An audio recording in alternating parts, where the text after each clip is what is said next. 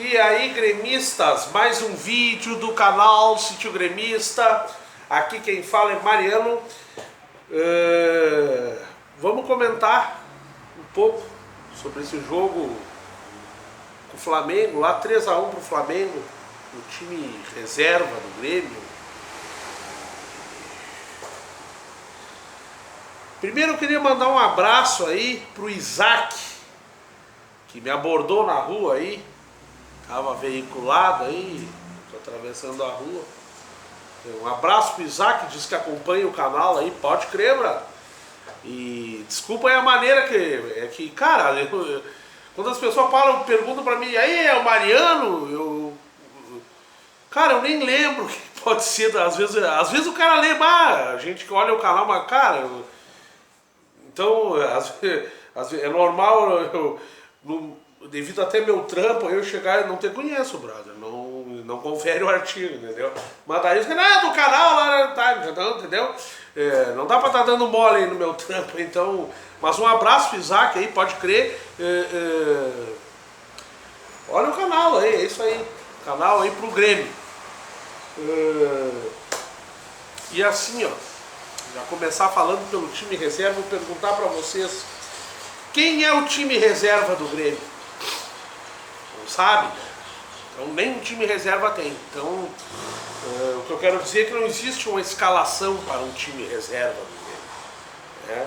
Então a gente foi se apresentar lá no Maracanã, visando as semifinais da Copa do Brasil aí com o Paraná, Atlético Paraná, o Atlético PR, o PR, Atlético, o Honda, a marca Honda, né? O distintivo deles é aquela da Honda. Tirar onda comigo, tomar teu cu, louco. Então, já avisando isso aí, o Grêmio entra no Maracanã com o Júlio Chester no gol, na lateral direita, Léo Moura, o David Braz e o Miranda, Paulo Miranda. Na lateral esquerda não tinha ninguém. O Capixaba, né? Não tinha ninguém. Literalmente ninguém. O Gerson, aquele, dançou, deitou, rolou, dançou em cima do tal do Capixaba, esse aí. Volantes, Tassiano e o menino Darlan, bom jogador, mas uma cera para jogar, os caras precisavam ganhar, né? E aí de frange, o Luan, o Galhardo, que ele tá querendo esculhambar com a carreira do rapaz, e o PP, e na centroavância, né, camisa 9 do Grêmio aí, Luciano estreando. O Grêmio tomou 3-1 do Flamengo com esse time aí, um time, não vou dizer mal escalado, mas sem saída de bola, os volantes perdidinhos. O Tassiano é um jogador de muita intensidade. Não sei qual é a posição dele, não sei até hoje qual é a posição do Tassiano, mas é um jogador que se esforça. Mas tu pegar o Flamengo completinho ali não é fácil, né? Então o Grêmio começou a partida bem. O Grêmio, uma vantagem que o Grêmio tem, tá? Tem muita gente já achando que é final de ciclo, tem muita gente já sabendo as coisas que vem se avizinhando aí, o Grêmio mal escalado, né? Então o Grêmio, uma vantagem que o Grêmio tem é ter um esquema de jogo. O Grêmio tem um esquema de jogo hoje, se vocês olharem o titular, o reserva, a categoria de base, ele tem esse esquema de jogo da posse de bola, do girar o jogo, do ter paciência, mas o Grêmio muito pouco pôde articular, né? Até tomar o primeiro gol, o Grêmio vinha bem, cercava, estudando o adversário, e o Flamengo estudando o time do Grêmio, né?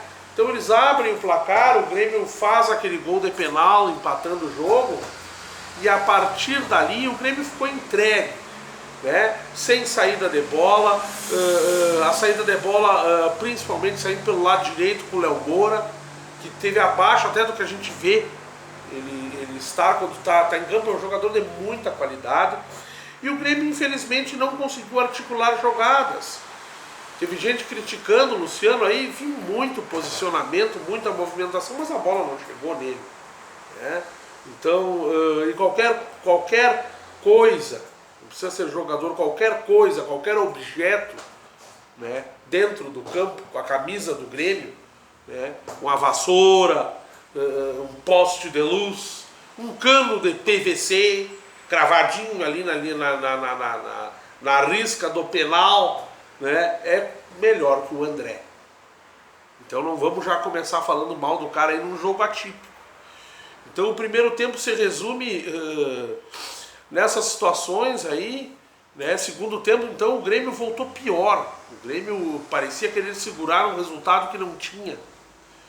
Né? Então deu bala na agulha para o Flamengo jogar, que é um time bom, mas eu vejo às vezes um esquema tático meio louco. Vamos levar fé no Jesus aí, né, cara? Total. Se tem uma coisa que Jesus me lembra é fé. Então, vamos levar fé que esse rapaz aí consiga eliminar nossos rivais aí na Libertadores, pois é isso que me deixa preocupado. Esses dias um cara perguntou pra mim se eu tô com medo do Inter. Não, velho, eu tô com medo do Grêmio. Se é pra eu ter medo do Inter, eu rasgo a camiseta e vou fazer outra coisa. Vou torcer pra outra coisa. Vou ver filme de terror, entendeu? Não, eu tenho medo e eu sei que o Grêmio tem um time que pode ser escalado, né? Começa pelo Luan. O Luan nesse jogo, tudo bem que parece correr pouco, marca pouco, mas o Luan sempre foi assim, pessoal. Né? Eu vejo o Luan, do que eu vejo sair dos pés dele, são bons passes, né, em direção ao PP. No início do jogo, o Grêmio parecia ligado no início do jogo. Após empatar o jogo, não foi nem depois que tomou o gol. Após empatar, o Grêmio se desligou. Parece aí realmente que o jogador não tem mais vontade de jogar. Falta muito disso também. Então assim, ó, o que eu vi do Luan foi um jogador que faz uma função que o Jean-Pierre não consegue fazer. Eu não venho aqui queimar o Jean-Pierre, mas o Jean-Pierre não é meia de ligação, não flutua, não dá movimento ao meio campo. Dá um time encaixadinho pro Luan jogar. Temos que recuperar esse jogador, porque não tem outro.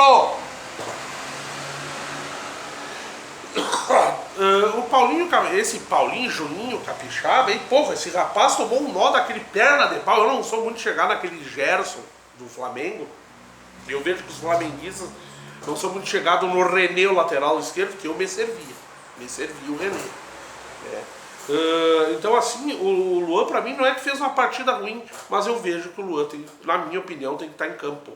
Junto com o Luciano Tardelli, entende? Mudaram o nosso camisa 9, né? O Tardelli no meio, alguma coisa tem que ser feita. Os volantes, ultimamente todo mundo vem falando sobre o Michel na frente da área. Cara, não é nem questão do Michel.